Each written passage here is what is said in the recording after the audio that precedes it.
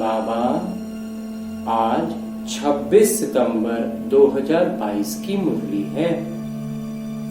बाबा कह रहे हैं, मीठे बच्चे, रूहानी बाबा ने यह रुद्र ज्ञान यज्ञ रचा है। इस यज्ञ के रक्षक तुम ब्राह्मण हो। तुम गायन लायक बनते हो, लेकिन अपनी पूजा नहीं करा सकते हो। बाबा प्रश्न पूछ रहे हैं, तुम बच्चों में जब ज्ञान की पराकाष्ठा हो जाएगी तो उस समय की स्थिति क्या होगी? बाबा बताते हैं कि उस समय तुम्हारी स्थिति अचल अडोल होगी। किसी भी प्रकार के माया के तूफान हिला नहीं सकेंगे। तुम्हारी कर्मातीत अवस्था हो जाएगी। अभी तक ज्ञान की पूरी पराकाष्ठा न होने के कारण माया के तूफान, स्वप्न आदि आते हैं। यह युद्ध का मैदान है। नई नई आशाएं प्रकट हो जाएंगी, परंतु तुम्हें इनसे डरना नहीं है। बाबा से श्रीमत ले आगे बढ़ते रहना है। आज का गीत है, तुम्हें पाके हमने जहां पा लिया है, तेरा शुक्रिया है, तेरा शुक्रिया है। ओम शांति बाबा, ओम शांति। गीत तो बच्चों ने बहुत बार सुने हैं, अब उनके अर्थ में टिकना है। लक्ष्य को पकड़ लिया है कि अभी हम बेहद के बाबा से बेहद का वर्षा ले रहे हैं, जिसको आधा कल्प से याद किया है। रावण वर्षा छीनता है। दुनिया वाले इस बात को नहीं जानते, तुम बच्चे जानते हो। यह रुद्र ज्ञान यज्ञ है, कोई मनुष्य का नहीं। प्रजापिता ने यह यज्ञ नहीं रचा है, यह रुद्र यज्ञ है। ज्ञान सागर अथवा शिव ने यह यज्ञ रचा है। यज्ञ तो अनेक प्रकार के रचते हैं ना, जैसे दक्ष प्रजापति कहते हैं। अब दक्ष प्रजापति तो है नहीं, ब्रह्मा है प्रजापिता, तो प्रजापति अक्षर नाम कहां से आया? बाबा बैठ समझाते हैं, यह गलत बनाया हुआ है। शास्त्रों में भी लंबी चौड़ी कथाएं लिख दी हैं। अब आप कहते हो, जो भी सुनते आए हो सब भूलो। मैं जो तुमको सुनाता हूं वह सुनो। प्रजापिता तो एक ही होंगे ना। जो भी यज्ञ रचते हैं वह सब है भौतिक यज्ञ। यह है रूहानी बाबा की रूहानी यज्ञ। इसमें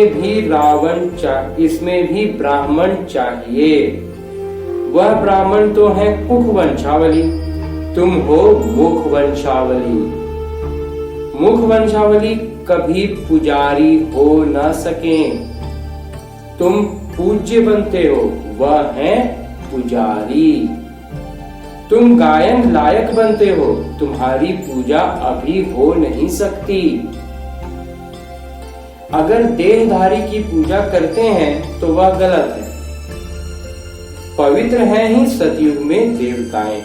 हिंदुओं की रस्म रिवाज है, जो स्त्री को कहा जाता है पति ही तुम्हारा गुरु ईश्वर सब कुछ है, जो पति के चरण धोकर पीती है। आजकल तो यह रिवाज नहीं है। सिविल मैरिज में यह अक्षर नहीं निकलते कि पति तुम्हारा गुरु ईश्वर आदि है। यह सब है ठगी। इसलिए चित्र भी ऐसा बनाया है कि लक्ष्मी नारायण के पांव दबा रही है। समझते हैं वह भी यही सब करती थी। हिंदू नारी को यह करना चाहिए। आधा हिस्सेदार से वह धंधा कराया जाता है क्या?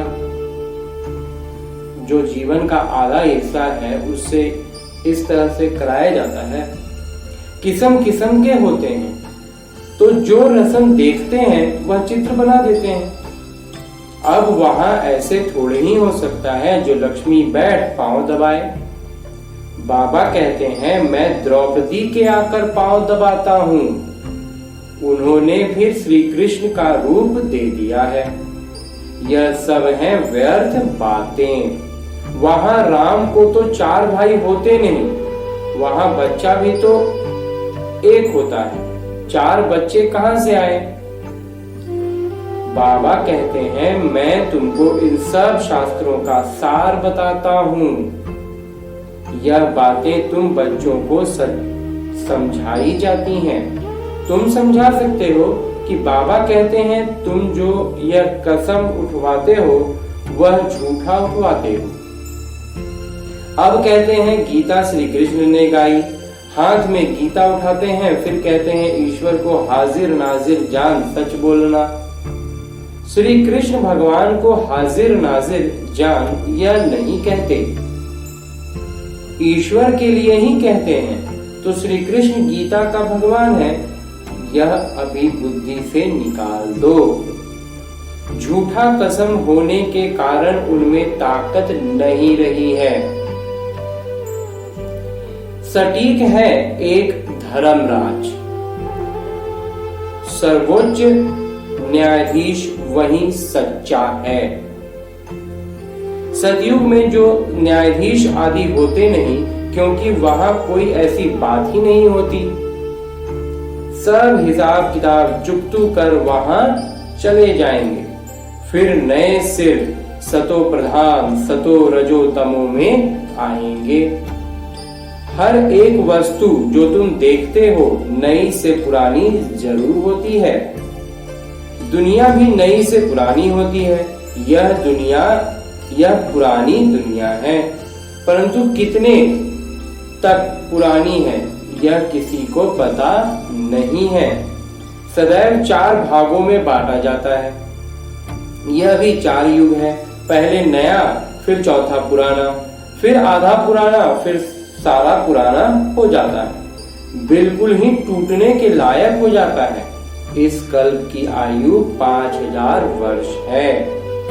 अभी तुम हो अंत में, अंतिम जन्म में तुम बाबा से वर्षा पाते हो 21 जन्मों के लिए। सतयुग त्रेता में 21 जन्म, द्वापर कलयुग में 63 जन्म क्यों होते हैं? क्योंकि पतित बनने से आयु कम हो जाती है, आधा कल्प आयु बड़ी होती है। अभी तुम योग सीखते हो। तुम बच्चे यहाँ योग व याद सीखने के लिए नहीं आए हो, यहाँ तुम आते हो सम्मुख मुरली सुनने। मुरली तो बहुत प्यारी लगती है, योग तो तुम कहीं भी बैठकर कर सकते हो। छात्र के इम्तिहान का जब समय होता है तो कहीं भी होंगे, बुद्धि में इम्तिहान की बातें घूमती रहेंगी। यहाँ तुम्हारी पढ़ाई और योग इकट्ठे हैं। पढ़ाने वाले को भी याद करना पड़े। बाबा कहते हैं मामेकम याद करो। भूल से श्री कृष्ण का नाम डाल दिया है। सन्यासी आदि तो श्री कृष्ण को याद करते नहीं। बाकी किसने कहा मन मना भव, तत्व व ब्रह्म तो नहीं कह सकता। बाबा इस मुख का आधार लेकर कहते हैं कि बच्चे मामेकम याद करो। यह सब बिंदुएं बुद्धि में धारण करनी होती हैं, फिर समझाना होता है। कांग्रेसी लोग कितना आवाज से बोलते हैं। उन्होंने लीडर था बापूजी, वह थे जिस्मानी बापूजी, यह है फिर रूहानी बापू। सभी का पिता तो गांधी जी हो न सके, शिव बाबा तो सबके पिता है ना। ब्रह्मा भी पिता है जरूर, परंतु इस समय सिर्फ तुम जानते हो, सारी दुनिया तो नहीं मानेगी क्योंकि समझती नहीं। यहाँ हम बापू निराकार शिव बाबा को कहते हैं। वह सभी के पिता हैं। बच्चों को कितनी बिंदुएं समझाते हैं, कभी आत्मा पर, कभी परमात्मा पर, कभी शास्त्रों पर। ढेर के ढेर भारत में शास्त्र हैं और धर्म वालों का तो एक ही शास्त्र होता है, और धर्म वालों का तो एक ही शास्त्र होता है। यहाँ तो अनेक शास्त्र हैं। अनुयायी भी जो कुछ सुनते सत्य सत्य कहते कर रहते हैं। परम उद्देश्य कुछ भी नहीं। जैसे राधा स्वामी पंथ है, अब नाम तो रखा है राधा स्वामी। राधे का स्वामी तो श्री कृष्ण है। वास्तव में जिस रूप में भारतवासी श्री कृष्ण को समझते हैं वैसे है नहीं। तो राधे तो कुमारी हैं, श्री कृष्ण कुमार हैं, फिर कृष्ण का स्वामी कैसे कहेंगे? जब स्वयंवर बाद लक्ष्मी नारायण बने तब स्वामी कहा जाए। छोटेपन में तो आपस में खेल पाल करते हैं, तो वह कोई पक्का स्वामी थोड़े ही हुआ। बहुत हैं जो सगाई को भी तोड़ देते हैं। अब लक्ष्मी नारायण तो दिखाते हैं, परंतु नारायण के पिता का नाम क्या है कभी बता न सके। अब श्री कृष्ण की माँ बाप दिखाते हैं। राधे और श्री कृष्ण दोनों के माँ बाप अलग अलग हैं। राधे और जगह की थी, श्री कृष्ण फिर और जगह के थे। तो सतयुग की बातों का सारा अगड़म बगड़म कर दिया है। लक्ष्मी नारायण के माता पिता का नाम कहाँ, नारायण का जन्म कहाँ, यह कोई भी नहीं जानते कि राधे कृष्ण हो फिर लक्ष्मी नारायण बनते हैं। बाबा कहते हैं भक्ति मार्ग की कितनी बड़ी सामग्री है। ज्ञान में तो सिर्फ बीज को जानना होता है। बीज के ज्ञान से सारा झाड़ बुद्धि में आ जाता है। तुम जानते हो ऊंच ते ऊंच भगवान हैं जो परम धाम में रहते हैं। वहां तो सभी आत्माएं रहती हैं। सूक्ष्म वतन में तो सिर्फ ब्रह्मा विष्णु शंकर। ब्रह्मा और विष्णु तो पुनर्जन्म में आते हैं, बाकी शंकर नहीं आते।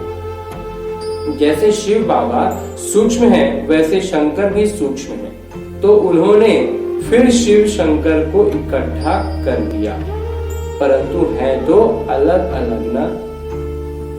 शिव बाबा ब्रह्मा द्वारा स्थापना, विष्णु द्वारा पालना, फिर शंकर द्वारा विनाश कराते हैं। ब्रह्मा सो विष्णु हो जाता है, ब्रह्मा सरस्वती सो लक्ष्मी नारायण बनते हैं। तत्वम तुम भी देवता घराने के हो ना, तो बाबा तुम्हें सबराज समझाते रहते हैं। बाकी धारणा करने वाले क्रमशः हैं। जिसने जो पद कल्प पहले पाया था वही पुरुषार्थ चल रहा है। पुरुषार्थ बगैर प्रारब्ध बन न सके। पुरुषार्थ से समझा जाता है कल्प पहले भी इसने इतना किया था। अभी तुम्हारी पढ़ाई चल रही है। रुद्रमाला विष्णु की माला गाई जाती है, बाकी ब्राह्मणों की माला है नहीं, क्योंकि पुरुषार्थी हैं। आज अच्छा चलते हैं, कल माया का भूसा लग पड़ता है। रुद्रमाला बनने से फिर बदली हो जाएगा, यहाँ से सूक्ष्म वतन में चले जाएंगे। ब्राह्मण तो पुरुषार्थी हैं।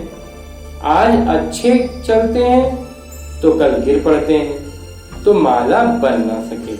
आगे पहले माला बनती थी, फिर 3-4 क्रम में आने वाले आज है नहीं। यह युद्ध का मैदान है ना। कुछ भी बात समझ में न आए तो पूछो, क्योंकि तुमको औरों को भी समझाना है। कच्चे जो हैं वो मूंज पड़ते हैं। ब्राह्मणों में भी क्रमशः हैं। कोई कोई तो पूछते भी हैं कि बाबा ने समझाया है माया के तूफान बहुत आएंगे, तो हम उन पर कैसे विजयी बने। अनुभवी शिक्षक न हो तो कैसे समझा सकेंगी। बाबा समझाते हैं यह माया के तूफान, स्वप्न आदि सब आएंगे। जब तक ज्ञान की पूरी पराकाष्ठा आ जाए, कर्मातीत अवस्था हो, इस समय तो बहुत आएंगे। बूढ़ों को और ही जवान बना देंगे, नई नई आशाएं प्रकट होंगी। तुम कहेंगे आगे तो पहले तो कभी ऐसे ख्याल भी नहीं आते थे। अरे युद्ध के मैदान में तो तुम अभी आए हो। वैद्य लोग कहते हैं कि इस दवाई से बीमारी सारी बाहर निकलेगी, तो बाबा अनुभवी सब कुछ बतलाते रहते हैं, इसमें जरा भी डरना नहीं है। कहते हैं ज्ञान में आने से तो पता नहीं क्यों, ज्ञान में आने से तो पता नहीं क्या हो गया है, इससे तो भक्ति अच्छी। बाबा तो कहते हैं भल जाओ भक्ति में, वहां तुमको यह तूफान नहीं आएंगे। बाबा तो सब बातें समझाते हैं। रोज सुनने वालों की बुद्धि में पूरी धारणा होगी, मुख्य है ही ज्ञान से काम। फिर भल कहीं भी जाओ, काम तो मेन ज्ञान से, ज्ञान ले लिए फिर कहीं भी जाओ, मुरली तुमको मिलती रहेगी। मुरली पढ़ने की मिलिट्री में भी मना नहीं हो सकती। मिलिट्री को ऐसी थोड़े ही कहेंगे कि बाइबल व ग्रंथ आदि नहीं पढ़ो, सब पढ़ते हैं। उन्हों के मंदिर भी होते हैं, तो मुरली कहीं भी मिल सकती है। फिर भी तो लक्ष्य मिला हुआ है ना, फिर भी तो लक्ष्य मिला हुआ है ना। मुख्य बात है ही बाबा का परिचय देना। पहले तो निश्चय बैठे कि हमको पढ़ाने वाले ज्ञानवान परम पिता परमात्मा हैं, तब और बातों को समझ सकेंगे।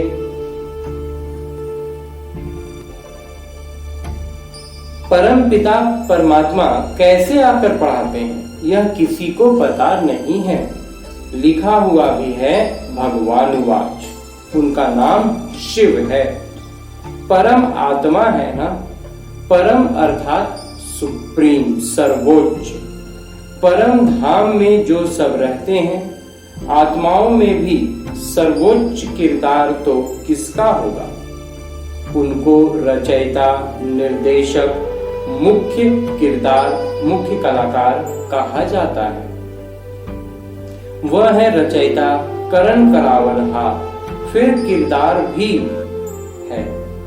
इसमें आकर कितना किरदार निभाते हैं, जिससे भारत स्वर्ग बन जाता है। ऐसा किरदार निभाते हैं जिससे भारत स्वर्ग बनता है। ऊंचे से ऊंचे बाबा शिव आए हैं, शिव बाबा आए हैं। क्या आकर किया क्या? कुछ भी नहीं जानते। कल की आयु ही लंबी कर दी है। बाबा कहते हैं मुझे आना ही है कलयुग अंत में और सतयुग आदि में। सतयुग में लक्ष्मी नारायण का राज्य था, पावन दुनिया थी। हम सो पावन, फिर हम सो पति। चढ़ती कला उतरती कला कैसे होती है, अभी यह सब तुम्हारी बुद्धि में है। बाबा कहते हैं बच्चे, सबको बाबा का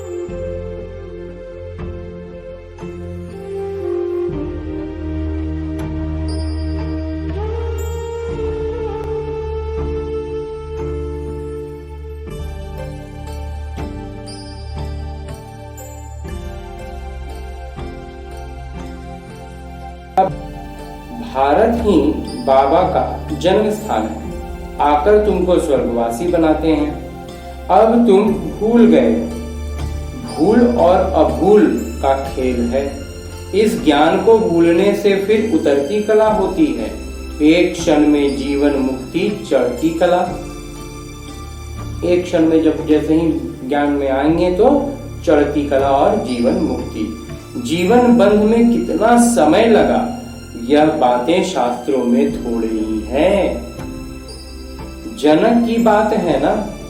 बाबा कहते हैं जो भी कुछ पढ़ा है सब भूल जाओ, बाबा शिक्षक सद्गुरु मैं ही हूँ।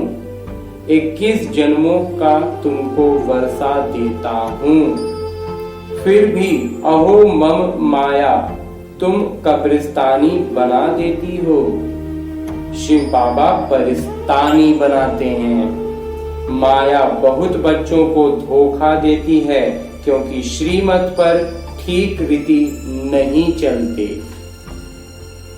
शिव बाबा परिस्तानी बनाते हैं और माया कब्रिस्तानी बनाती है। और फिर बाबा कहते हैं कि माया बहुत बच्चों को धोखा देती है क्योंकि श्रीमत पर ठीक रीति नहीं चलते हैं। अच्छा, मीठे मीठे सिकिलते बच्चों प्रति माता पिता बाबा का याद प्यार और आशीर्वाद। रूहानी बाबा की रूहानी बच्चों को नमस्ते। हम रूहानी बच्चों की ओर से रूहानी बाबा को याद प्यार और प्रणाम। धन्यवाद बाबा, धन्यवाद। धारणा है, मुरली रोज पढ़नी है। माया के तूफानों से डरना नहीं है। किसी भी प्रकार के धोखे से बचने के लिए श्रीमत लेते रहना है, श्रीमत पर चलते रहना है। पढ़ाई और योग दोनों इकट्ठा है, इसलिए पढ़ाने वाले शिक्षक को याद करना है। निश्चय बुद्धि बनना और बनाना है। बाबा का ही परिचय सबको देना है। और आज बाबा वरदान दे रहे हैं। बाबा कहते हैं, अकाल तख्त पर बैठकर कर्मेंद्रियों से सदा श्रेष्ठ कर्म कराने वाले कर्म योगी भव। अकाल तख्त पर बैठकर कर्मेंद्रियों से सदा श्रेष्ठ कर्म कराने वाले कर्म योगी भव।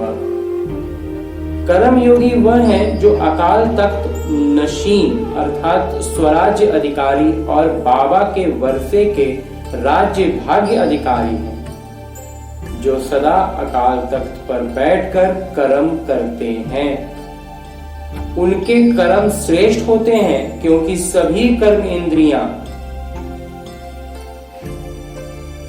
बिल्कुल कायदे में होती हैं।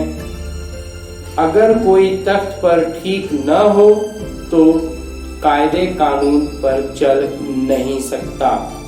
तो तख्त नशीन आत्मा सदा यथार्थ कर्म और यथार्थ कर्म का प्रत्यक्ष फल खाने वाली होती है। तख्त नशीन आत्मा सदा यथार्थ कर्म और यथार्थ कर्म के प्रत्यक्ष फल खाने वाली होती हैं।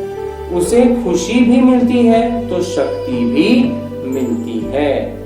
स्लोगन है, ब्रह्मा बाबा के प्यारे वह हैं जिनका ब्राह्मण शिष्टाचार से प्यार है। ब्राह्मण प्रीति से प्यार। ब्रह्मा बाबा के प्यारे वह हैं जिनका ब्राह्मण परिवार से, ब्राह्मण रीति रिवाज से प्यार है। ओम शांति बाबा।